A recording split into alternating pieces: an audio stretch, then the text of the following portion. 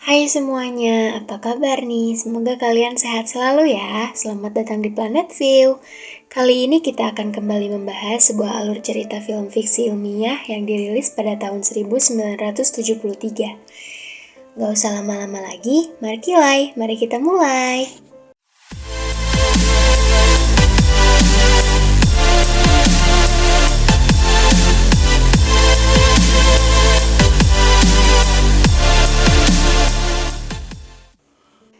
Film berlatar belakang pada tahun 2173, ketika kecanggihan teknologi telah mengelilingi peradaban manusia. Dua orang ilmuwan menemukan sebuah kapsul kriogenik di hutan yang ternyata sudah tersimpan selama 200 tahun. Mereka secara ilegal menghidupkan kembali subjek di dalam kapsul tersebut. Ia adalah seorang pria bernama Miles Monroe, yang saat dibukukan baru berusia 35 tahun. Kartu data yang ada di dalam kapsulnya merinci beberapa identitas pentingnya, termasuk informasi tentang pekerjaannya di masa lalu yang ternyata adalah pemilik restoran dan seorang musisi jazz dengan posisi sebagai pemain klarinet.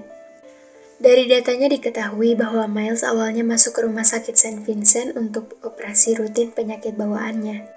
Tapi terjadi komplikasi dan kesalahan hingga Miles tidak pernah sadar kembali. Lalu dia terbaring koma selama beberapa waktu dan tidak sengaja menjadi subjek percobaan kriogenik. Ketika Miles sadar, dia terlihat bingung dan seperti lupa cara berjalan. Dua orang ilmuwan mengajarinya kembali, tapi Miles justru seperti kehilangan kemampuannya untuk berjalan normal. Dia terlihat berjalan mundur dan tak berarah. Ketika petugas keamanan datang, Miles diperkenalkan sebagai seorang ilmuwan yang sedang melakukan uji coba eksperimen terbaru mereka. Awalnya petugas mencurigai aktivitas di laboratorium itu, apalagi Miles menunjukkan tingkah yang sangat aneh. Tapi karena dua ilmuwan itu terus meyakinkan bahwa itu hanya efek uji coba eksperimen, petugas mempercayai mereka dan pergi. Dua ilmuwan itu membawa Miles pergi dari laboratorium dengan mobil masa depan yang berbentuk unik. Ketiganya menuju mansion besar untuk memulihkan kondisi Miles sepenuhnya. Keesokan paginya, meski dia berangsur-angsur pulih dengan cepat, tetapi Miles belum menyadari bahwa dia telah tertidur selama 200 tahun. Miles pun bingung dengan kondisinya sendiri.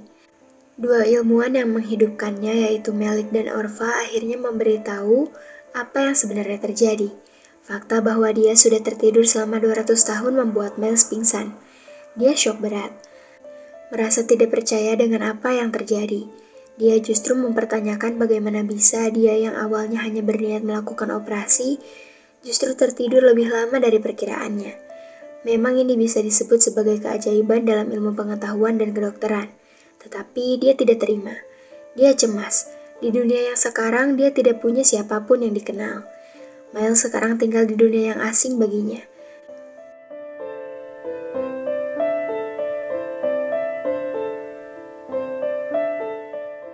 Dunia yang disebut sebagai paralel sentral dari Federal Amerika. Mungkin dulu dikenal sebagai Amerika Serikat bagian Barat.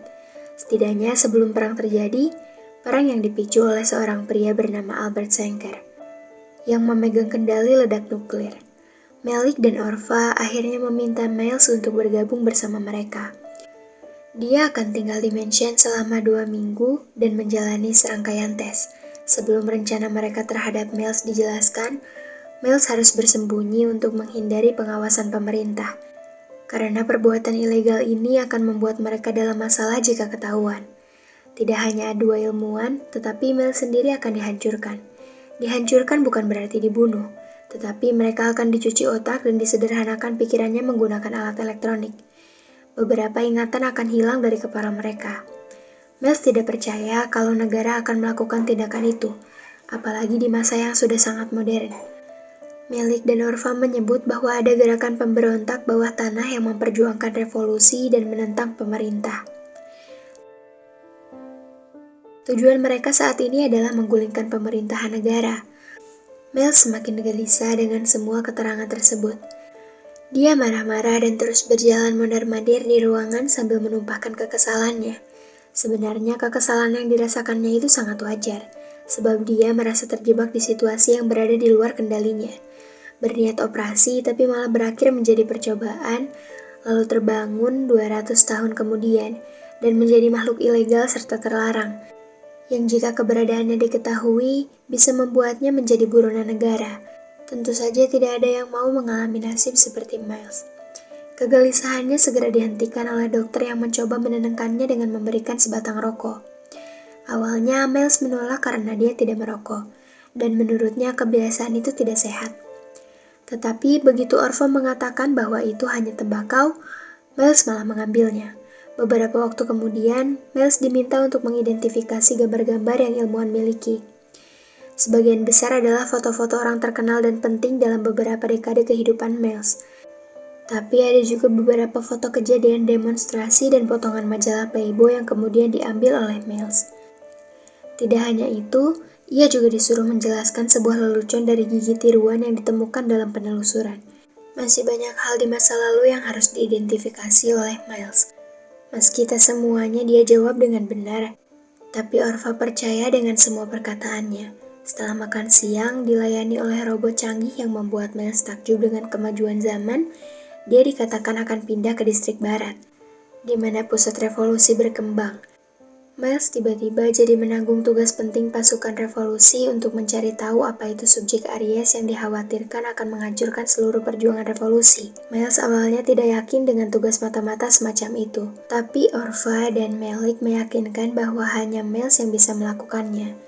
Bukan karena dia punya bakat sebagai mata-mata, tapi karena dia adalah satu-satunya manusia di negara itu yang tidak memiliki identitas dan tidak terdata dalam komputerisasi negara. Kalaupun Miles tertangkap dan dipaksa membocorkan rahasia kaum pemberontak, dia tak akan bisa membocorkan apapun karena memang tidak tahu apa-apa. Miles awalnya menolak, tapi tiba-tiba saja petugas keamanan datang mengepung mansion dan menangkap serta mencuci otak Orva dan Malik. Miles tidak tahu kemana dua ilmuwan itu dibawa pergi, tapi dia berhasil lari dan bersembunyi. Bingung harus berlindung di mana, ia masuk ke dalam mobil yang berisi robot-robot domestik dan menyamar menjadi salah satu dari mereka.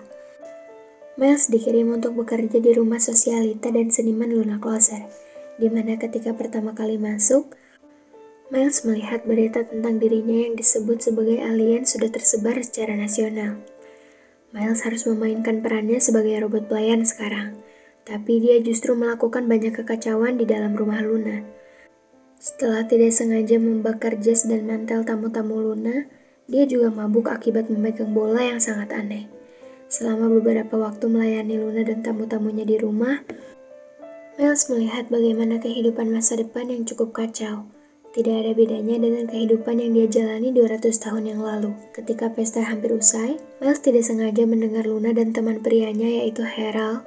Mereka berbicara tentang salah satu teman mereka yang tertangkap karena ketahuan menjadi bagian anggota revolusioner bawah tanah. Lalu otaknya disederhanakan. Teman mereka itu sempat mengaku mengetahui program rahasia Aries. Program yang harus Miles selidiki serta hancurkan jika memang memungkinkan sebagai permohonan terakhir dari Orva dan Malik. Keesokan harinya, Miles dibawa ke pusat perawatan robot pelayan. Luna berkata berniat mengganti kepala pelayan barunya yang kurang menarik dengan sesuatu yang lebih terlihat estetik. Miles yang melihat kepala-kepala robot yang dicopot dan dihancurkan, ia pun mulai ketakutan. Upayanya untuk kabur berakhir buruk karena petugas keamanan mengejarnya. Miles berusaha memohon bantuan kepada Luna. Dia menjelaskan siapa dirinya dan dari mana dia berasal, dengan harapan Luna mau membawanya pergi dan ikut membantu menghancurkan program Aries. Tapi Luna ketakutan dan menolak membantu karena dia tidak menaruh simpati kepada para pemberontak. Luna justru berteriak sangat keras dan ingin menyerahkan Miles kepada pihak berwenang. Terpaksa, Miles menculiknya dan membawa dia ke hutan. Mulutnya diikat dengan kain agar tidak terus berteriak. Tangan dan kaki Luna pun diikat. Selama beberapa waktu, Miles mencoba membujuk Luna agar membantunya. Dia menceritakan masa lalunya sebagai pemain klarinet dan pemilik restoran makanan sehat. Tapi dia malah berakhir di meja operasi yang malah membawanya 200 tahun ke depan sebagai kriminal dan buronan. Setelah Miles membuka ikatan, Luna terus berteriak minta tolong. Namun akhirnya berhenti dengan wajah ketakutan karena Miles yang frustasi mengancam akan memukul kepalanya dengan menggunakan batu. Miles berjanji akan melepaskan Luna jika mau membantunya pergi ke pergerakan bawah tanah atau mencari proyek Aries. Luna menolak. Dia takut untuk terlibat dan memohon agar melepaskannya saja. Sekali lagi Miles membujuk Luna. Dia akan memberikan makanan jika Luna mau mengantarkannya ke distrik barat. Luna sepakat walaupun agak ragu dengan perjanjian yang dibuatnya dengan Miles. Setelah itu, Miles pergi mencari bahan-bahan makanan. Tidak jauh dari hutan ada sebuah perkebunan modern dengan sayur dan buah berukuran besar. Setelah melawan dan menghindari petugas yang berjaga, Miles berhasil membawa makanan untuk dirinya dan Luna. Keduanya kemudian bermalam di hutan. Rencana perjalanan mereka menuju distrik barat mungkin baru dimulai besok hari. Luna bertanya pada Miles bagaimana jika dirinya menipu Miles dan justru menyerahkannya kepada polisi. Miles cemas, tapi dia harap Luna tidak melakukannya. Keesokan harinya, Miles dan Luna pergi ke sebuah mansion terdekat untuk meminjam mobil. Kesempatan itu diambil Luna untuk menelpon polisi dengan berpura-pura ke toilet. Dia juga meminjam setelan Hedopek untuk digunakan oleh Miles, agar polisi bisa mengidentifikasinya sebagai alien. Luna dengan sengaja menjebak Miles di danau dan membiarkan penjaga menangkapnya. Namun rencana ini berada di luar dugaan dia. Dia hampir ikut tertangkap dan akan dicuci otaknya karena dianggap telah terkontaminasi dengan alien. Luna melawan dan Miles membantunya. Mereka berdua akhirnya berhasil kabur menggunakan setelan Hedopek untuk menyusuri danau.